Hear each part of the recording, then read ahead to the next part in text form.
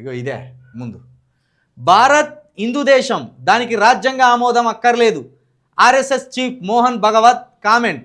Yes, ఇప్పుడు రాజ్యాంగం కంటే భారతదేశం కంటే అందరికంటే ఈయన గొప్పోడు. ఒక విధంగా మోడీ గారి కంటే కూడా ఈయనకే పవర్ ఎక్కువ ఉన్నది. ఈయన చెప్తేనే మోడీ గారు కూడా వింటారు. అదే అన్నట్టు ముచ్చట. ఇదే చెప్తారు చాలామంది.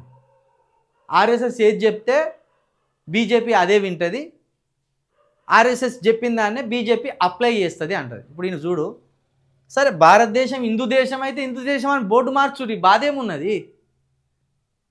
భారతదేశం కాదు హిందూ దేశం అని బోర్డు మార్చండి.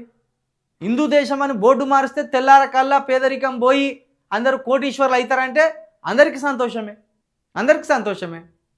పేరులో అంత పేరులోనే ఉన్నది మొత్తం. భారతదేశం అనే పేరు మీకు నచ్చలేదేమో. ఇప్పుడు భారతదేశం అనే పేరు ఒక ఆర్ఎస్ఎస్ చీఫ్ మోహన్ భగవత్కు నచ్చలేదు, నాకు భారతదేశం అనే పేరే నచ్చింది. అంటే ఇప్పుడు ఈ స్టేట్మెంట్ ఇవ్వడం వెనుక మీ ఉద్దేశం ఏంది? మోహన్ భగవత్ గారు మీ ఉద్దేశం ఏంది? అంటే అతి త్వరలో భారతదేశం పేరు మార్చబోతున్నారని మీరు ఇప్పుడు ఆల్రెడీ మోడీ గారి చెవిలో వేసిండ్లని, మోడీ గారు అది వినకపోతే బాగుండదని మీరు చెప్పదలుచుకున్నారా? చూడు, వీళ్ళు ఎలాంటి రాజకీయం చేస్తున్నారో. సమాజానికి పనికొచ్చే పనులు చేయరు వీళ్ళు. సమాజంలో ఎన్ని రుగ్మతలు ఉన్నారో ఆలోచించరు. కులమతాలతో ఎట్లా కొట్టుకొని సత్తాన్లో వాళ్ళకు అవసరం లేదు. కానీ భారతదేశం పేరు అనేది వాళ్ళకి అతిపెద్ద సమస్యగా కనబడుతున్నది. పెట్టండి, హిందుస్థాన్ పెట్టండి, ఎవరద్దన్నారు హిందుస్థాన్ అని పెట్టండి. ఎందుకంటే ఇప్పుడు మన హిందూ ప్రజలకు బాధ, హిందూ దేశం అని అనకపోతే ఏమనాలి? హిందూ దేశమే ఇది. మెజార్టీ ప్రజలు హిందువులే ఉన్నారు ఇక్కడ, ఎవరు కాదంటలేరు. సమస్య అది కాదు ఇక్కడ. కులం ఆలోచనలతోటి, మతం ఆలోచనలతోటి అభివృద్ధి చెందకుండా, విద్య మీద ఫోకస్ చేయకుండా, విజ్ఞానం మీద ఫోకస్ చేయకుండా, మతం అనే మత్తులో, కులం అనే మత్తులో ఎప్పటికప్పుడు మనల్ని నెట్టేసి మన మీద వీళ్ళు ఊరేగుతున్నారు. ఇదే అర్థం చేసుకోవాలి మనం. ఇంకేమంటాడు? రాజ్యాంగం, అసలు రాజ్యాంగం పట్టించుకోమే మేము. మాకంటూ రాజ్యాంగం ఉన్నది, అదే మనుధర్మశాస్త్రం. మేము మనుధర్మశాస్త్రాన్ని పాటిస్తాం. అందుకే అంటాను నేను, రాజ్యాంగం ఆమోదమే అక్కర్లేదట. అసలు చూడు ఎంత ధిక్కారం చూడండి.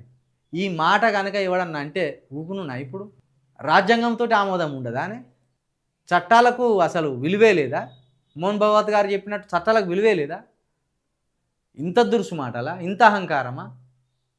మోహన్ భగవత్ గారు మీరు ఒక ప్లేట్ మార్చి ఇంటికాడ పెట్టుకోరు. మీ ఇంటికాడ మేము హిందూ దేశం ప్రజలము, ఇది హిందూ దేశం అని మీరు పెట్టుకోరు. ఒక్కొక్కరిని చూసి ఒక్కొక్కరు పెట్టుకుంటారు. ఏమున్నది?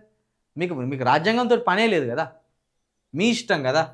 ఇప్పుడు మీరు ఏమనుకుంటాను అసలు? ఇది మీరు ఎంత మీ కాలం నడుతుంది. బీజేపీని చూసి రెచ్చిపోతాను మీరు. బీజేపీ పడిపోయిన రోజు ఆర్ఎస్ఎస్ సంస్థ మళ్ళా నిద్రావస్థలోకి వెళ్ళిపోతుంది. బీజేపీ ఉన్నన్ని రోజులే వీళ్ళు ఏది మాట్లాడినా చెల్లుతుంది. వీళ్ళు ఏది మాట్లాడినా కొంత మన హిందూ ప్రజలు సెన్సిటివ్ అయిపోయి భావోద్వేగంలోకి వెళ్ళిపోయి ఆవేశంతో ఊగిపోతారు. మరి ఎందుకన్నాడు ఈ ముచ్చట? ఇప్పుడు ఇండియా అని ఉన్నదాన్ని తీసేసిండ్రు, భారతదేశం అని పలకాలని పెట్టిండ్రు. ఇప్పుడు భారతదేశం కాదు ఇక, డైరెక్ట్ భారత్ హిందూ దేశం, హిందూ దేశం అని ప్రకటించాలనుకుంటున్నాను. భారత్ హిందూ దేశం, భారత్లో హిందువులు ఎక్కువగా ఉన్నారు, ఇది ఓకే. భారతదేశంలో హిందువులు అత్యధికంగా ఉన్నారు, ఇది అందరూ ఆమోదించవలసిందే, అందరూ ఒప్పుకోవాల్సిందే. కానీ ఇప్పుడు పంజాబ్ ఉన్నది, పంజాబ్లో మొత్తం సిక్కులేనే. కొన్ని స్టేట్స్లో కొన్ని సపరేట్ మతాలు ఉన్నాయి మన భారతదేశంలో. కాబట్టే ఇది భిన్నత్వంలో ఏకత్వమైన దేశం. ఇక్కడ అన్ని మతాలు, అన్ని కులాలు, అన్ని జాతులు అన్నీ ఉన్నాయి. కాబట్టే అదొక సమ్మిళితమైంది, అందరం కలిసి బతకాలని. కానీ మీరేం చేస్తారు? ఊరికే నిప్పు రాజేస్తారు, ఊరికే చిచ్చు రాజేస్తారు. ఇలాంటి మాటలు మానుకోండి.